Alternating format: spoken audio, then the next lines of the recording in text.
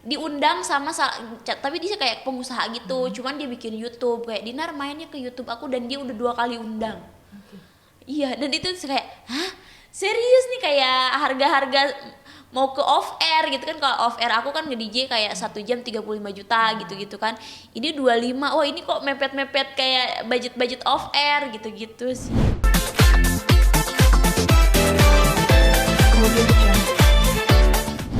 Job udah mulai lumayan, sekarang udah lumayan banyak, cuman belum off air karena kan pasti nih semua juga kayak penyanyi, band, aku DJ menunggu off air karena kan off air tuh biasanya uangnya tuh lebih banyak gitu loh, lebih cash and carry biasanya kayak gitu. Kalau sekarang sih ya ada juga kayak dari endorsement ke YouTube, ke Instagram ada gitu, cuman ya kalau enggak show itu kita merasa ada yang kurang gitu. Jadi itu nunggu momen kita show di luar kota kayak gitu-gitu sih yang aku tunggu momennya. Cuman kan memang belum ya, belum ada vaksin juga kan belum keluar gitu sih, nunggu itu. Jadi gimana sekarang lebih kesibukannya boleh bisa dibilang nge-YouTube juga nggak sih, atau apa nih yang paling Nge-YouTube. Jadi sekarang tuh aku memberanikan diri berkolaborasi sama artis-artis kayak kemarin sama Denny Sumargo, sama Gilang Dirga. Jadi kita saling, aku DM kayak, Kak mau nggak berkolaborasi dengan misalnya subscribers aku segini gitu-gitu kan. Kalau mereka kan udah pada senior ya. Oh iya ayo kayak gitu, karena dia lebih senior aku datang ke rumahnya. Tapi ada kayak youtubers yang kecil, mereka datang ke rumah aku malah mereka yang bayar aku gitu-gitu. Tapi aku ke artis senior aku nggak bayar. Numpang gratisan. Jadi kayak kita tuh berbagi konten kayak gitu-gitu. Cuman banyak sih kayak youtubers yang pemula gitu-gitu pada datang ke rumah pada, jadi kayaknya tuh kayak selain syuting di TV, syuting di YouTube juga dibayar gitu-gitu sih. Ada kerjaannya tapi gitu. gimana, ada kenikmatan tersendiri mungkin syuting di YouTube atau gimana nih? Syuting di YouTube itu bebas berpendapat ya, maksud, tapi yang penting tidak nge-mention ke orang atau ngejudge orang ya. Maksud tuh kayak ngomongnya bebas, terus apa ya, bercandaannya bebas kan. Kalau di TV ada beberapa kata-kata misalkan yang kasar, ini harus disensor gitu-gitu. Cuman kalau di YouTube ya, karena YouTube ya kan marketnya juga terbatas gitu yang bisa mengakses ya. Biasanya yang punya Android, atau kalau anak-anak kecil juga kan pasti masih dibatasin sama orang tuanya kayak gitu-gitu. Jadi kalau di YouTube itu berkaryanya itu kalau ngomong tuh kayak ya gitu, kayak bercandanya tuh lepas aja gitu, nggak ada batasan. Itu sih. Berarti lebih asik nih Kak, atau gimana? Ya YouTube penting, TV ya penting juga, ya semuanya berkesinambungan lah gitu. Jadi aku kayak sebenarnya kayak ini tuh pekerjaan baru. Jadi pas corona itu kok gue syuting di YouTube dibayar gitu kan. Jadi itu aku tuh banyak banget akun-akun YouTube yang ngundang aku tuh dibayar. Malah sampai kayak ada produk lah gitu built-in di, kan built-in biasanya di TV, kok ini ada built-in di YouTube kayak gitu-gitu. Sampai ke YouTube aku aja udah masuk gitu. Jadi aku kayak ini tuh bener-bener pekerjaan baru. Ini tuh karena di tahun-tahun sebelum itu nggak ada yang kayak gini. Aku main ke YouTube, maksud tuh aku diundang nih ke YouTube dia dibayar, nggak ada. Aku biasanya dibayar tuh ketika syuting di TV dibayar.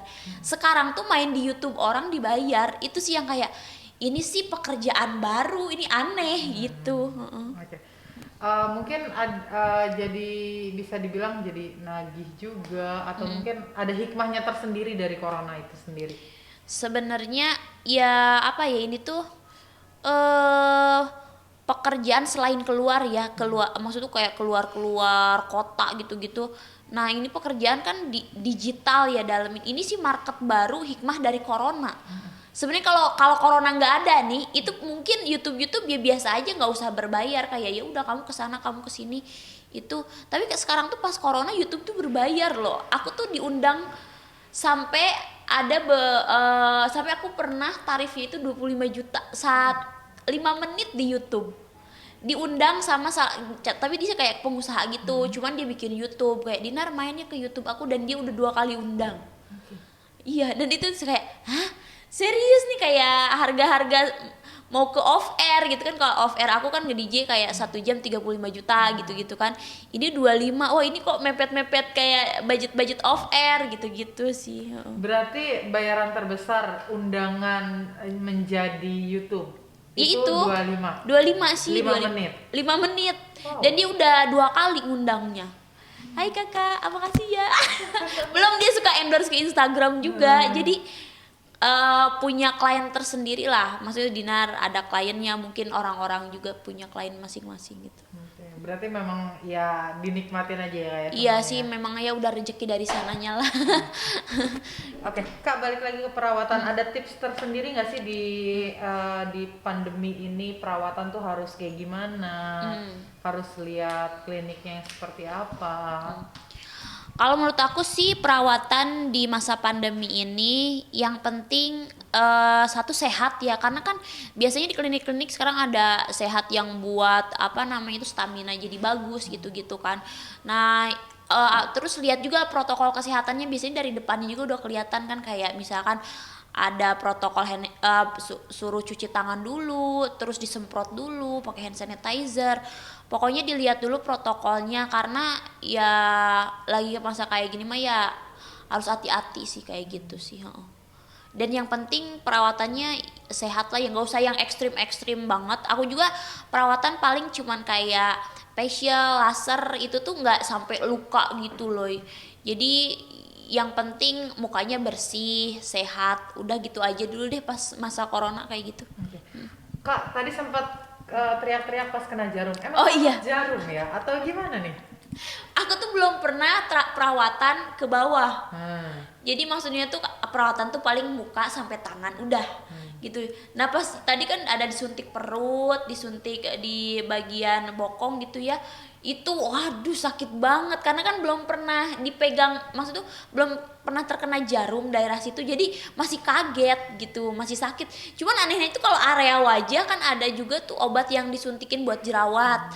Terus obat yang dimasukin disuntikin biar cepet glowing mukanya, itu biasa aja aku kayak nggak sakit. Cuman kalau area bawah tuh aku masih waduh, masih angkat tangan gitu, masih shock. Ini pertama kali tadi perawatan yang perut juga. Tapi emang sebenarnya takut jarum nggak sih atau gimana? Sebenarnya kalau disuntikin area segini enggak. Tentang Aldi Taher, awal mulanya seperti apa?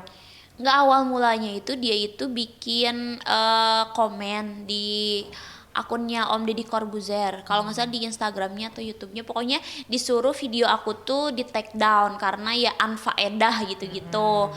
Karena setahu aku masih ya kalau Om Deddy tuh masanya dewasa, dan ya masa pandemi gini kita butuh lah yang namanya hiburan, nggak usah serius-serius. Kadang-kadang aku juga pusing gitu kayak baca-baca yang serius atau nonton-nonton yang serius. Kadang-kadang kita butuh hiburan, bercandaan gitu, dan itu juga marketnya terbatasi sih, nggak mungkin kan. Setahu aku sih YouTube-nya Om Deddy juga itu kan masanya dewasa kan, kita punya market masing-masing gitu. Suruh di take down, terus ngata-ngatain aku apa gitu kayak di akun-akun orang, tapi tetap nge-tag ke aku. Jadi aku kayak kok bawa-bawa aku terus gitu kan. Terus bilangnya tuh maksiat atau apa ya? Nggak berfaedah. Iya, pokoknya nggak berfaedah akun, pokoknya kontennya Dinar gitu-gitu. Tapi abis itu tuh dia itu foto sama bareng-bareng sama istrinya, terus nge-tag ke instastory aku kayak seperti di repost nih. Ini juga ada lagi. Jadi sampai saat ini dia itu masih kayak suka nih nge-mention ke aku. Liatin Kak, ke kamera Kak, sorry. Tuh. Nih dia beberapa kali nge-tag nih ke aku, ini cuman udah ke-delete. Ntar. Nah ya. Di sini sih, nih beberapa kali dia nge-tag. Aku nggak tahu ini dihapus atau gimana. Tuh.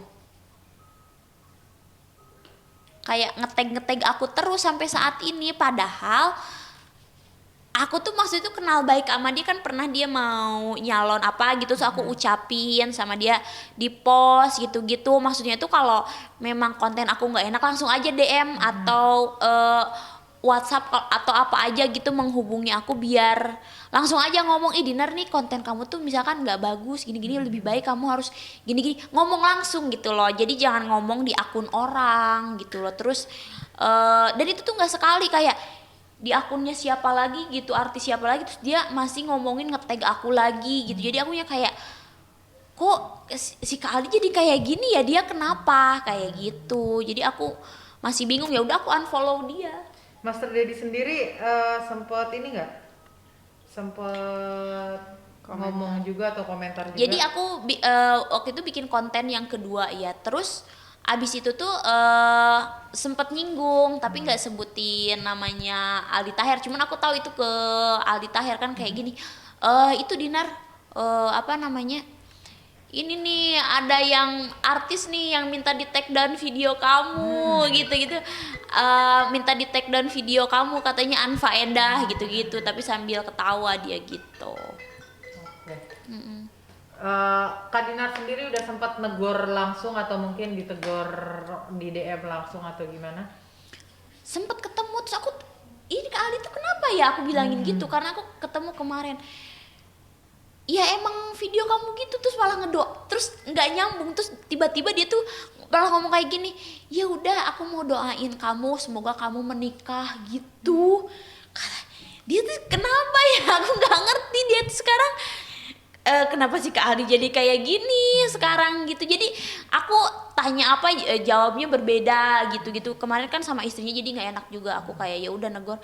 Ini Kak, maksudnya kakak itu gimana? Kan aku langsung unfollow dia. Sampai sekarang juga aku nggak follow dia lagi. Maksudnya aku yang tadinya kan respect, kan dia kan artis senior dan aku respect sama dia gitu. Tapi kok sekarang dia kayak gitu, maksudnya aku butuh apa ya, alasan apa kenapa gitu. Jadi aku udah nggak jelas, jadi aku unfollow aja gitu. Kesel kesel. Oke, sip. Edang, wah. Yes. Oke. Aku bacanya itu sama siapa ya? Iya deh. Oke. Lupa. Oke, Kak Dinar, tentang e-sport nih. Kak Dinar, nanti di malam puncak e-sport baca nominasi e-sport juga ya? Iya, ada baca nominasi di 3 segmen kalau nggak salah. Terus ini sih yang uniknya tuh aku bakal berkostum Joker. Dan itu tuh mimpi aku banget. Waktu itu kayak didandanin kayak Joker. Aku tuh suka kan ngefansnya tuh sama Lisa Blackpink, kan memang dia agak tomboy. Terus sama karakter cewek yang Joker itu aku suka juga. Terus aku mau didandanin gitu, langsung aku langsung excited gitu loh, kayak wah serius aku mau banget gitu. Tapi gimana dengan adanya apa namanya main games dibayar hadiahnya gede, ngelihatnya sendiri gimana? Ya itu sih keren juga, itu tuh market baru juga ya kan. Itu sebelum corona udah jalan juga kan yang yang games dibayar gede sih, itu spektakuler banget gitu ya kan. Itu sih apa ya namanya, ide-ide cemerlang anak muda zaman sekarang. Jadi sih aku apa ya namanya, ya menurut aku sih itu hal yang bagus banget, hal yang luar dari pemikiran aku. Main game saja maksud itu hadiahnya gede gitu kan. Kayak waktu itu juga ada main game sampai ada nominasinya gitu-gitu, kayak hah? Kan masih kalau kita orang biasa kayak serius, kita kan main games dulu dilarang, kalau sekarang jadi penghasilan gitu sih. Jadi keren sih, jadi Main games market juga baru. nggak, Kak? Enggak. Aku tuh ya kayak nggak ada waktu gitu. Pernah sih kayak beberapa kali main games, cuman ya kalau aku sendiri kalau main games tuh kadang-kadang jadi hilang waktu sama temen sama siapa. Cuman kalau jadi pekerjaan ya enak gitu kan, kayak mainan gitu. Kayak adik aku tuh sampai ngehabisin seharian main games, adik-adik cowok aku tuh. Itu sih keren gitu. Kemudian